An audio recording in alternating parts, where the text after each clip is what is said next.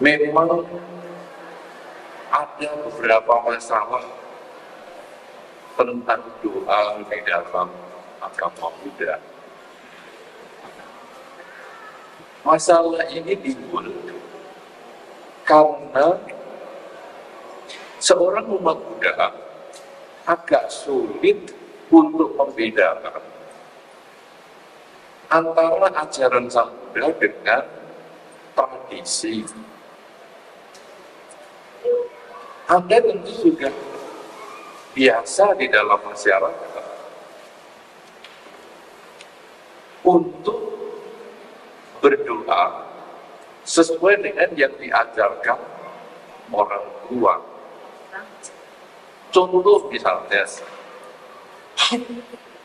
sejak dulu orang tua kalau ngajari sembahyang selalu mengatakan, ayo minta pembimbingan.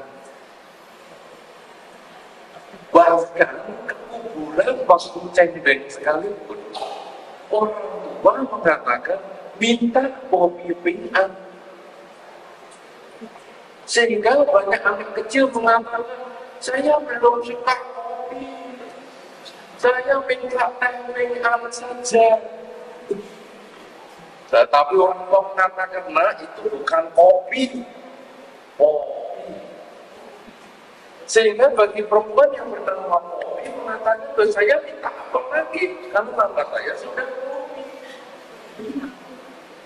Tetapi itu intinya adalah bahwa orang tua mengajarkan kepada anaknya untuk meminta. Sehingga akhirnya seorang umat Buddha berhadapan dengan patung Sang Buddha atau patung apa saja, kebiasaan memintanya ini masih timbul.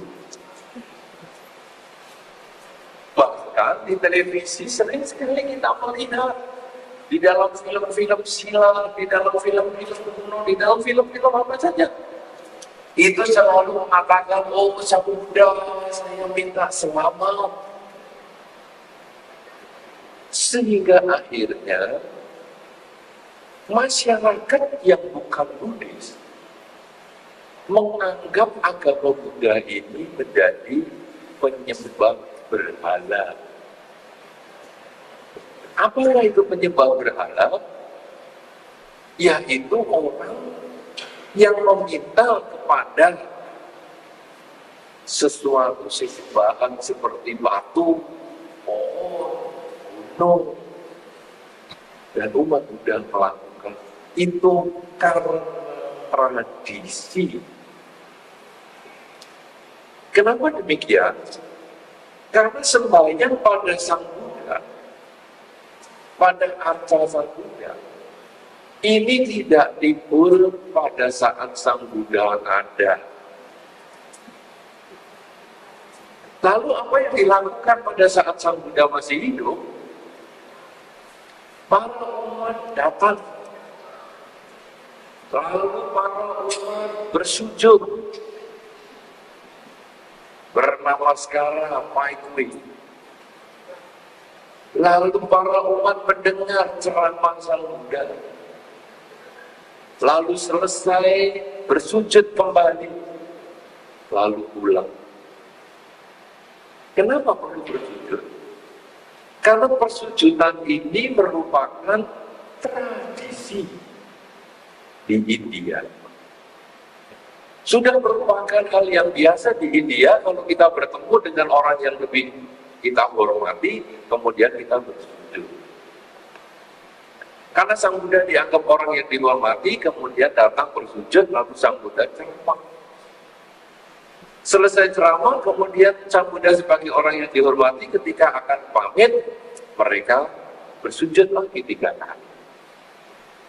Kebiasaan ini berlanjut bertahun-tahun.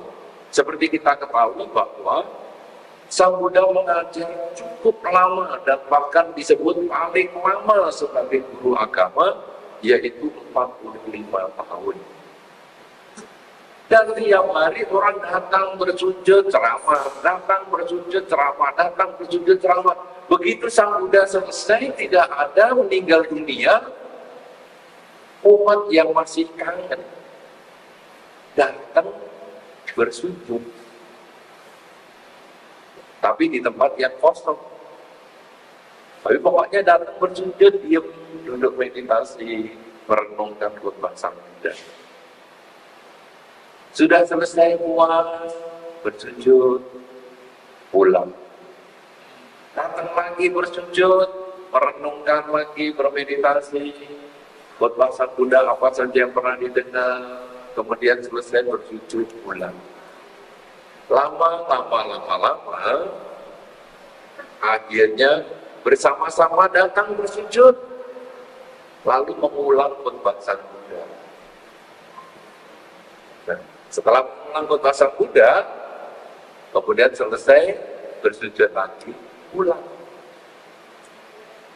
Jadi sebetulnya seorang umat Buddha ketika di depan altar Sang Buddha, dia tidak meminta apa-apa, tapi mengulang khotbah Sang Buddha. Lalu yang minta itu bagaimana? Yang minta itu pengaruh tradisi. Jangan kata patungnya para dewa belakang Sang Buddha, ke kuburan saja minta. Papa, mama, almarhum minta pembimbingan, kong pak co minta pembimbingan. Itu apalagi para dewa, itu diminta. Nah, padahal itu adalah tradisi.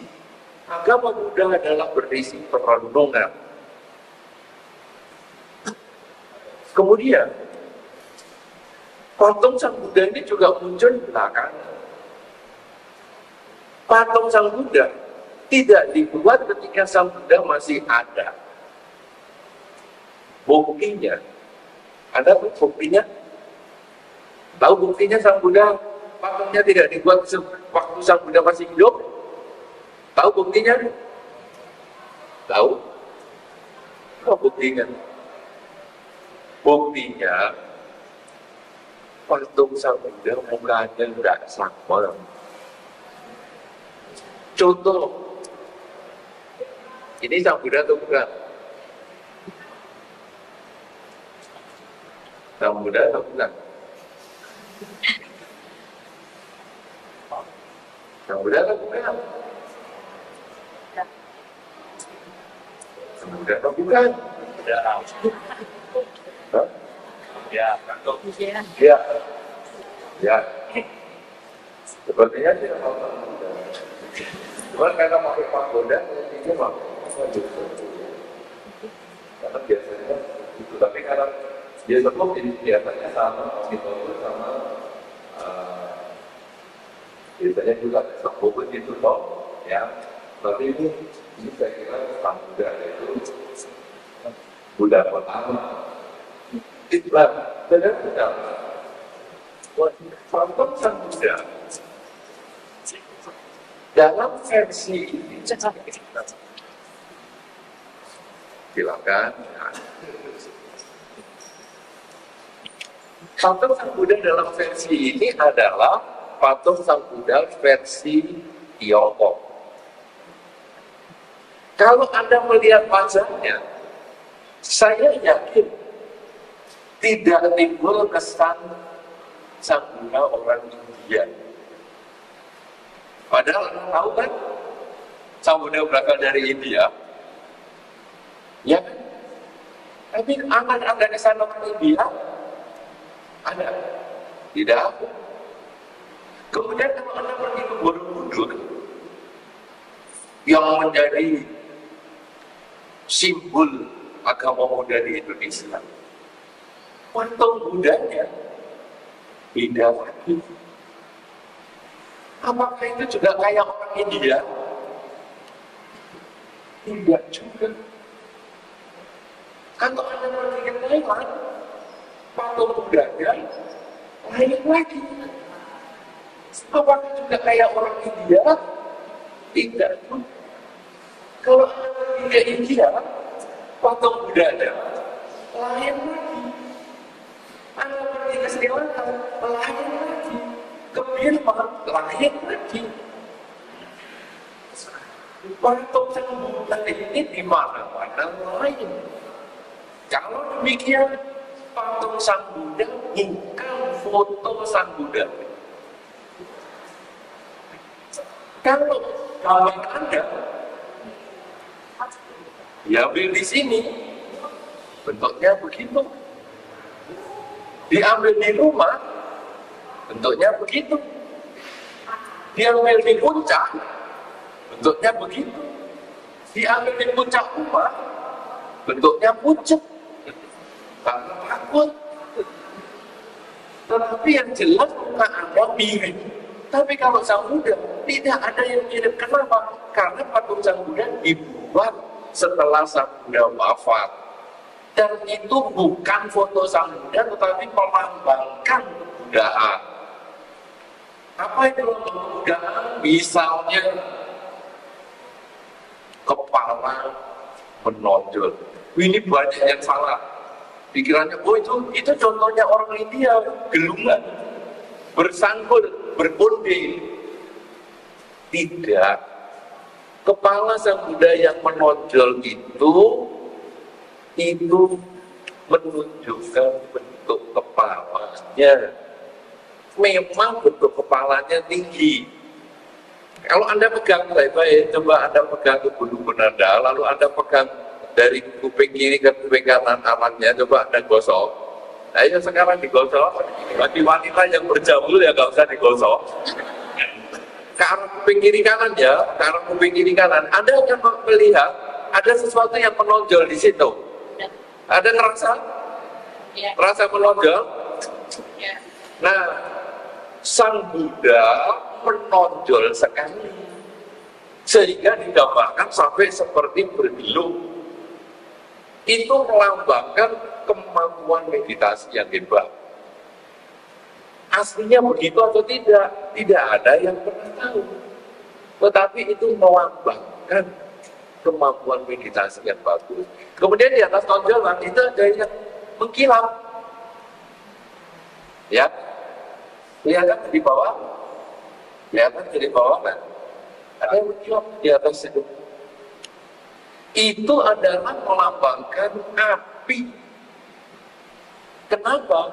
Karena wajah Sang Buddha dikatakan bercahaya. Kalau patung menggambarkan cahaya kan susah. Lalu digambarkan di puncak kepala itu ada apinya. Jadi sebetulnya sekali lagi gambar atau patung Sang Buddha itu hanya melambangkan kebudayaan. Lalu telinga yang panjang. Telinga yang panjang adalah lambang kebudayaan juga. Ada yang umurnya panjang, kebijaksanaan dan sebagainya. Ya, kemudian leher bergaris 3, itu kan jelas sekali lehernya bergaris 3. Itu lambang kebijaksanaan. Jadi Anda kalau melihat patung Sang Buddha itu sebenarnya lambang kebudayaan itu sendiri, tetapi bukan foto Sang Buddha. Sehingga ketika Anda datang bersujud, itu sebetulnya seolah-olah bersujud kepada Sang Buddha. Kemudian pada saat Anda di depan Sang Buddha, Anda bukan meminta kepada Sang Buddha. Kalau meminta itu adalah tradisi, tetapi kita mengulang khotbah Sang Buddha. Karena itu kalau di sini kemudian ada kebiasaan seminggu 2 kali membaca sutra-sutra, ya. Ada tuh Liam King loh di sini ya. Bisa juga tanya sama Suhu juga, ada Liam King dan sebagainya. Kenapa? Karena memang itulah yang dilakukan. Mengulang khotbah Sang Buddha. Apa sih yang dulu diomong? Dulu ngomongnya pakai bahasa Mandarin, tidak, itu sudah diterjemahkan. Tapi intinya sama, karena itu namanya barang terjemahan. Ya, jadi apalagi kalau Anda bisa mengerti isinya, itu jauh lebih bagus. Karena itu adalah khotbah Sang Buddha. Siapa yang biasanya Liam King di sini? Siapa yang biasanya di sini? Tidak ada. Sudah. Sudah banyak ya. Ngerti artinya kan? Ngerti artinya kan? Belum ngerti artinya, harus ngerti. Ya, nanti lain kesempatan baca, terjemahannya dibaca. Kalau memang tidak bisa ngerti karena itu bahasa Mandarin yang tinggi filsafatnya, baca terjemahannya. Karena yang penting adalah mengerti artinya untuk kemudian kita praktekkan di dalam kehidupan sehari-hari. Itu kuncinya. Nah, sekarang orang mengatakan, loh, saya sekarang punya permintaan, saya kepingin berdoa menurut tradisi saya. Dulu kan saya juga kepingin, saya pengen minta rezeki, saya pengen minta panjang umur, saya pengen efek jodoh, saya pengen ini, saya pengen itu. Apa bisa saya meminta? Di dalam Dharma, secara tradisi, kalau kita mau mendapatkan sesuatu, maka kita harus menanam sesuatu. Kalau Anda ingin mendapatkan bunga yang berwarna merah, maka Anda harus menanam bibit bunga yang sejenis. Kalau Anda ingin bunga yang berwarna kuning, tanamlah bibit bunga yang tidak berwarna kuning. Anda tidak akan mendapatkan bunga berwarna kuning ketika Anda menanam bibit yang berwarna merah. Ketika Anda ingin misalnya banyak rezeki, maka Anda harus menanam rezeki juga.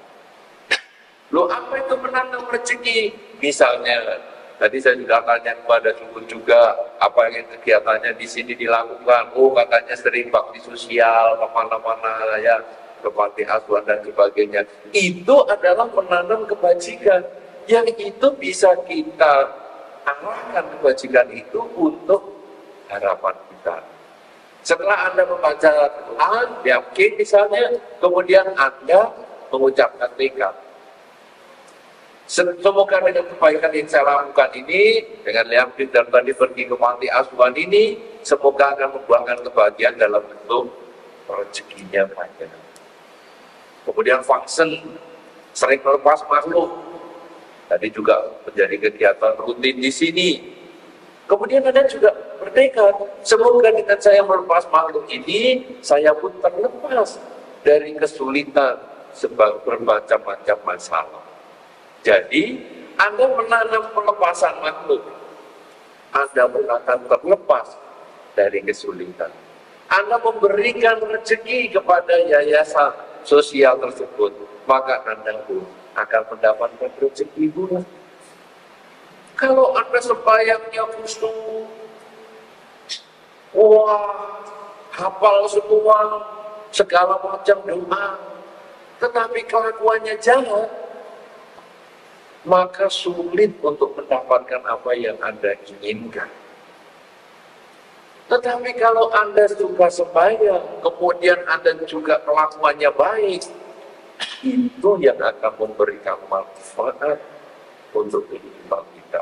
Oleh karena itu, saudara-saudara, sebagai pembukaan ini, doa di dalam Buddha Dhamma, doa di dalam agama Buddha, nomor satu, isinya bukan permintaan. Isinya adalah mengulang khotbah Sang Buddha. Nomor dua, doa di dalam agama Buddha yang mengulang khotbah Sang Buddha itu adalah untuk mendorong kita melakukan perbuatan baik sesuai dengan yang diarahkan oleh Sang Buddha dari yang sedang kita baca tadi. Oleh karena itu, waktu kita membaca Parita atau membaca sutra, jangan sampai kita tidak mengerti artinya karena kita melewatkan satu ajaran yang sangat luhur. Nomor tiga, kalau kita mempunyai keinginan, maka berbuatlah kebajikan terlebih dahulu, kemudian kita mengarahkan kebajikan itu dengan tekad, semoga dengan kebaikan yang saya lakukan ini akan membuahkan kebahagiaan dalam bentuk seperti yang saya harapkan. Dengan cara seperti itu, maka kita sesungguhnya sudah menjalani doa menurut agama Buddha. Ya, nah ini sebagai awal, tentu dari pertanyaan-pertanyaan dari Anda yang mungkin akan membantu untuk memperdalam pemahaman kita tentang bagaimana agama Buddha atau bagaimana Tuhan di dalam komputer. Demikian kebahagiaan.